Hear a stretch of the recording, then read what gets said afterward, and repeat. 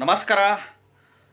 ಹೊಸ ಬಾಡಿಗೆ ಮನೆಗೆ ಅಥವಾ ಲೀಸಿಗೆ ಯಾವ ದಿನ ಹೋಗಬೇಕು, ಯಾವ ಸಮಯದಲ್ಲಿ ಹೋಗಬೇಕು, ವಿಡಿಯೋ ಸಂಪೂರ್ಣವಾಗಿ ನೋಡಿ. ನಂತರ ಲೈಕ್ ಮಾಡಿ, ಈ ವಿಡಿಯೋನ ಶೇರ್ ಮಾಡೋದು, ಪ್ರತಿಯೊಬ್ಬರಿಗೂ ಫಾರ್ವರ್ಡ್ ಮಾಡೋದು, ಶೇರ್ ಮಾಡಿ.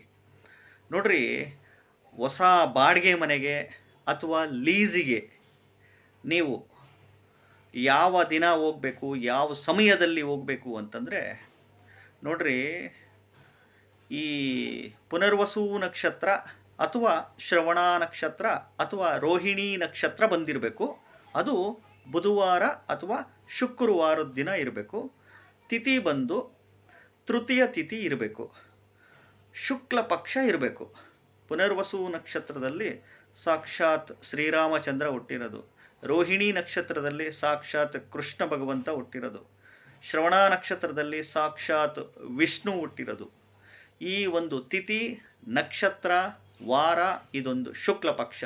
ಈ ದಿನಗಳಲ್ಲಿ ನೀವು ಬಾಡಿಗೆ ಮನೆಗೆ, ಹೊಸ ಬಾಡಿಗೆ ಮನೆಗೆ ಲೀಸಿಗೆ ಹೋಗಬೇಕು.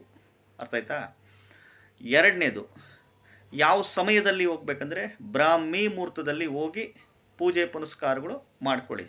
ಮೊದಲು ಹೊಸ ಬಾಡಿಗೆ ಮನೆ ಲೀಸಿಗೆ ಹೋಗುವ ಸಂದರ್ಭದಲ್ಲಿ ದೇವ್ರ ಮನೆ ಸಾಮಾನುಗಳು ಮಾತ್ರ ತಗೊಂಡೋಗ್ಬೇಕು.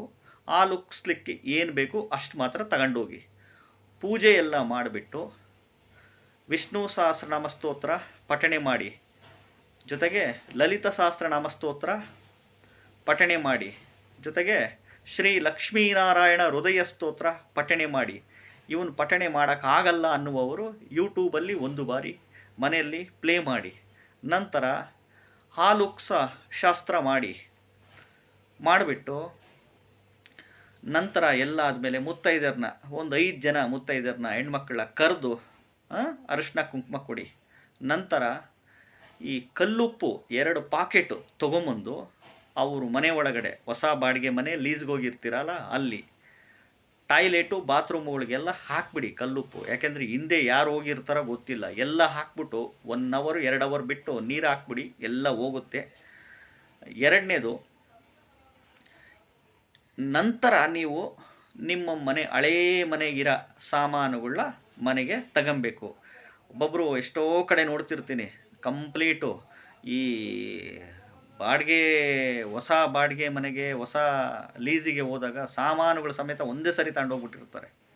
ಅರ್ಥ ಆಯ್ತಾ? ಆ ರೀತಿ ಮಾಡಬಾರ್ದು. ಗೊತ್ತಾಯ್ತಾ?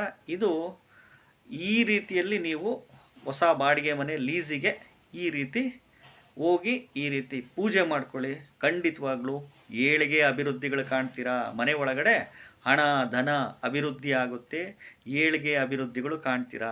ಯಾಕೆಂದರೆ ಇವತ್ತು ಕಲಿಯುಗದಲ್ಲಿ ಬೇಕಾಗಿರೋದು ಆರೋಗ್ಯ, ದುಡ್ಡು ಅಲ್ವಾ, ಉದ್ಯೋಗ. ಇವೆಲ್ಲ ನಿಮಗೆ ಸಿಗಬೇಕಂದ್ರೆ ಈ ರೀತಿ ಶಾಸ್ತ್ರ ಸಂಪ್ರದಾಯ ಪ್ರಕಾರವಾಗಿ ಹೋಗಿ ನೀವು ಉದ್ಧಾರ ಆಗ್ತೀರಾ. ಮನೆಯೂ ಏಳಿಗೆ ಅಭಿವೃದ್ಧಿ ಆಗುತ್ತೆ. ನಮಸ್ಕಾರ.